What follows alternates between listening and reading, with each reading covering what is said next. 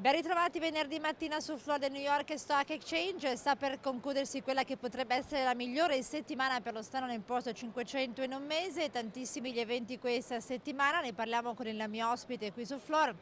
Anche come vedete Joseph Greco, Managing Director per Meridian Equity Partners. Joe, thank you so much for being with us. Thank you for having me. So Joe, GDP numbers this morning were not good, even though the consumer spending component was pretty good. I mean, it was very well accepted, but the market still is going up.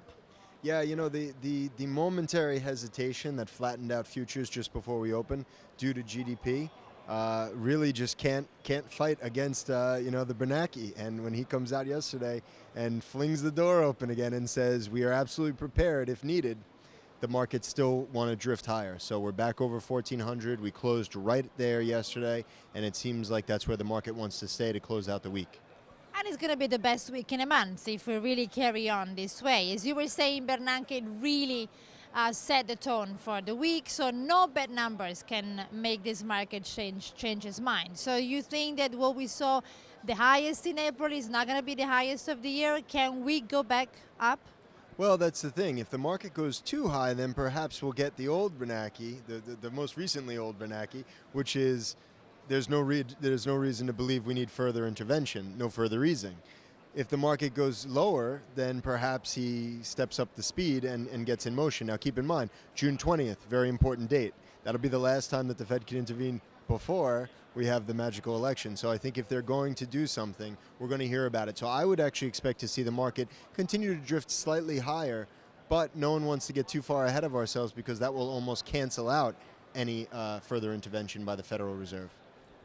Now, staying on the economic figures, okay, we were saying that the GDP wasn't good, but consumer confidence this morning it was pretty good, better than expected.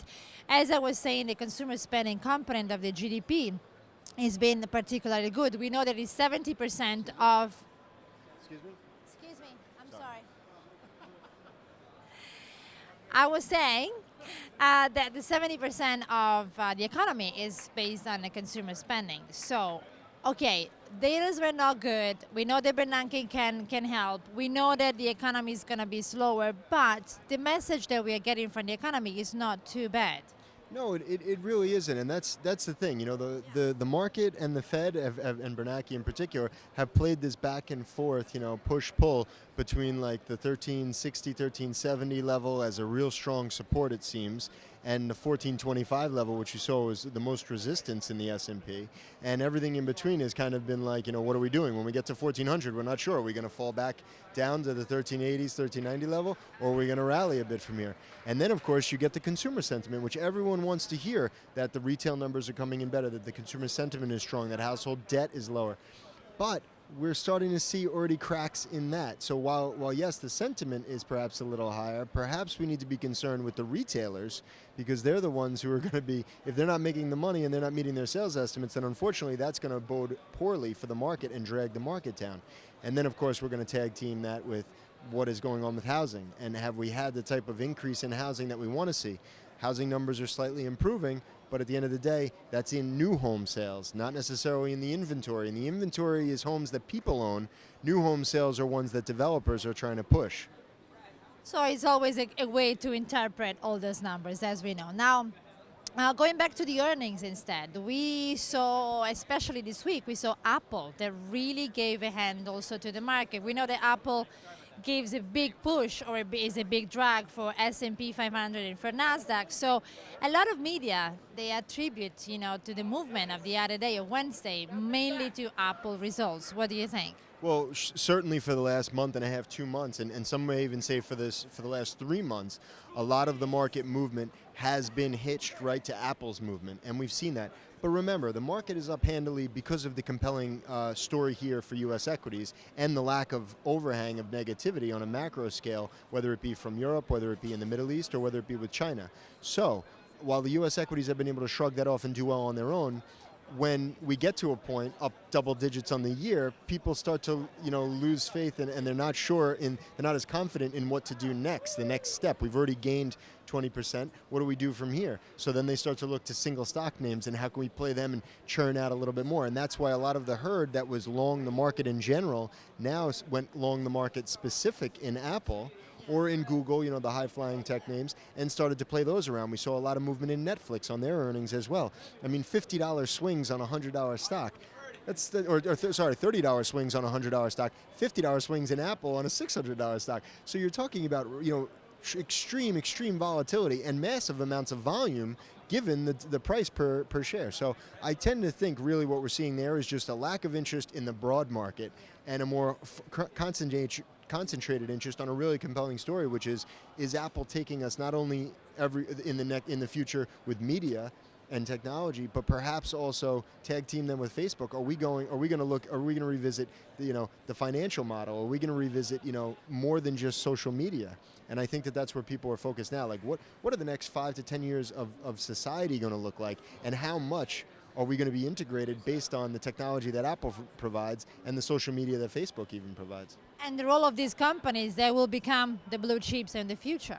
Absolutely. You're going to continue to have, companies like IBM, General Electric, but on the flip side, you're going to have this new wave of, IP, intellectual property, idea capital, and that's going to really drive where we are.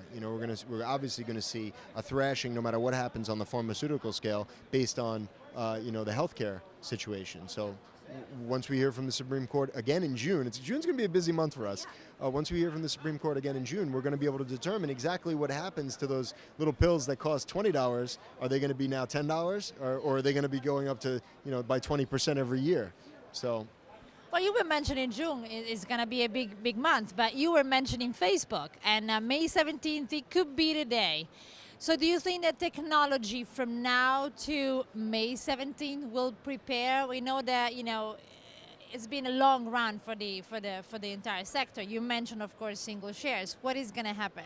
Well, part of that could be a very deep answer, and part of that answer comes from the fact that no matter what kind of fund you are, you've been trying to free up capital and best your relationships with the syndicate that represents the Facebook IPO, because we already know that you want in. You want a piece of that. You're not sure for how long you're going to hold it, whether it's minutes or hours or weeks or years, but at the end of the day, you want in. So freeing up that capital is one thing.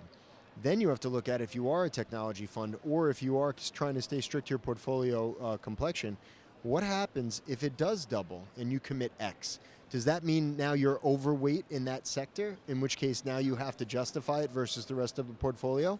What that means is people are not going to want to go long new names or build up positions now 1 month out, or less than 1 month, like you say, 3 weeks out from the Facebook IPO, because then that could screw up your whole complexion. If the market moves south, Facebook does very well. In actuality, you may be double or triple weight what you should be just by buying Facebook and it accelerating in the first few days of trading. So I tend to think what we're going to see is continued, low volume, relatively speaking, low volume in the tape, low activity and low volatility in names, and lack of interest. The market's going to continue to drift higher, given Bernanke stands behind, just in case we need him. And, really, even though we've had a couple of little hiccups over in Europe, there's nothing that's boiling over, even in the face of Spain's Spanish downgrade, the problem over in the Netherlands. It seems like Europe's actually okay right now. So we'll get through the finalization of those elections.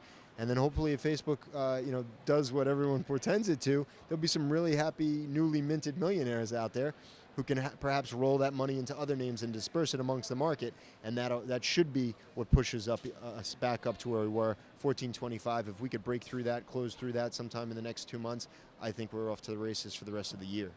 And maybe with good volumes, at least thanks to Facebook for a couple of days. These are very optimistic conversations we're having right now. Great. Thank you very much, Greco, for being with us. Okay, thank you as always. E grazie a voi per l'attenzione. È tutto dal Flora. That was good.